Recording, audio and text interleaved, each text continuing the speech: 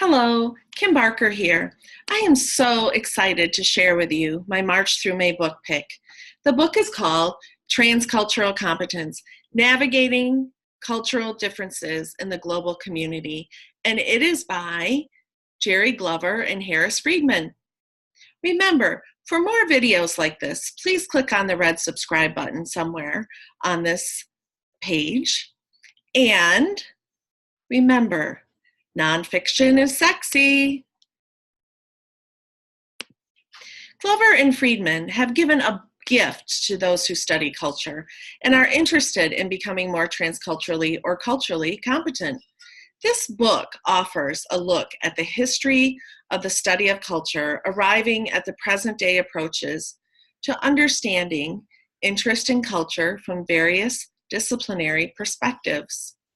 Psychologists, sociologists, anthropologists, organization development and change professionals, management and org behavior professionals, as well as educators, social workers, healthcare professionals, economists, political scientists, college professors, business professionals, etc., can all benefit by reading this book. In fact, anyone who deals with culture, who is practically everyone in this globalized world, can benefit from this book. This book begins with a discussion on what transcultural competence is and why it is sorely needed in today's world. Transcultural competence can be defined as the ability to successfully deal with and develop solutions to issues and problems created by cultural differences within any cultural setting. It is important to remember that culture is holistic.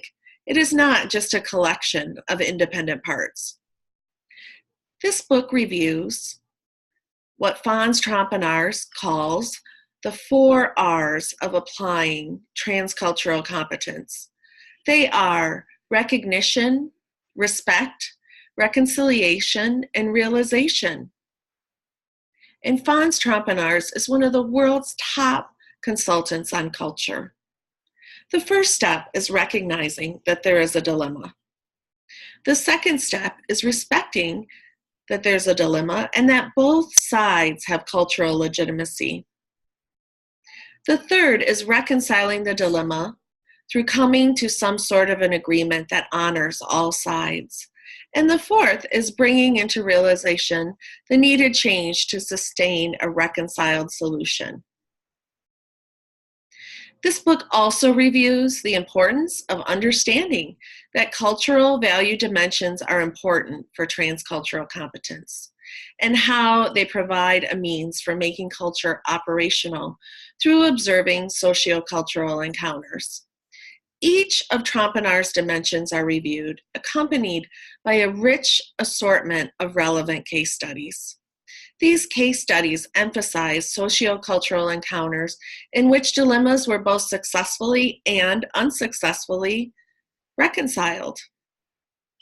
There are case examples from the United States, including Hawaii, Puerto Rico, Fiji, Afghanistan, Japan, Australia, as well as many other places that evidence the global applicability of this book.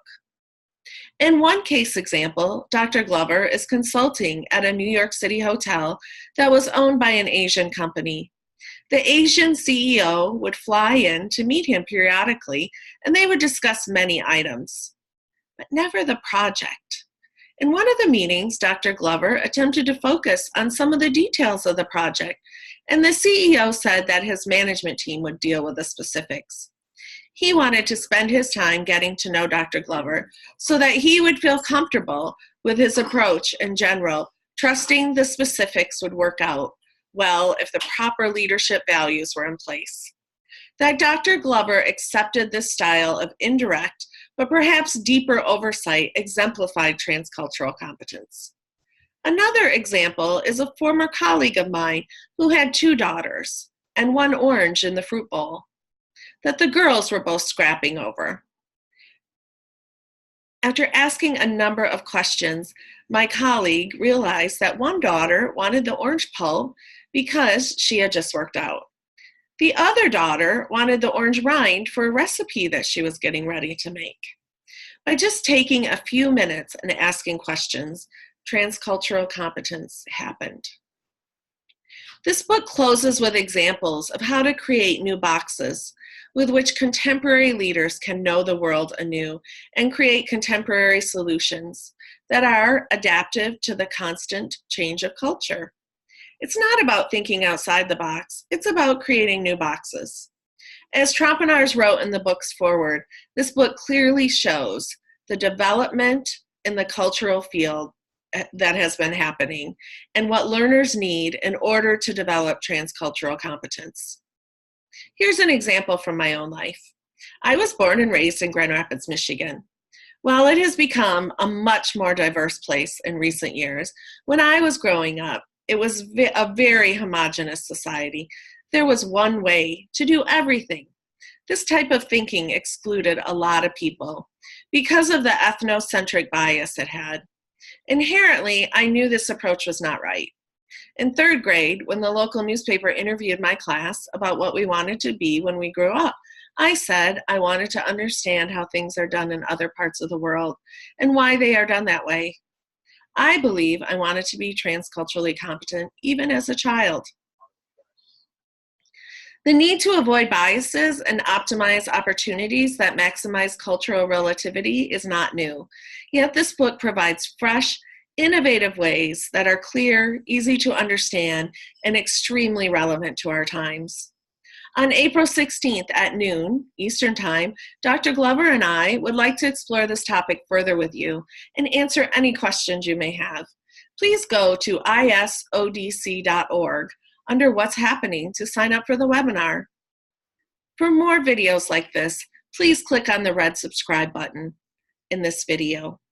Thank you, and I look forward to an exciting conversation on April 16th. Please try to read the book before then if possible. Bye.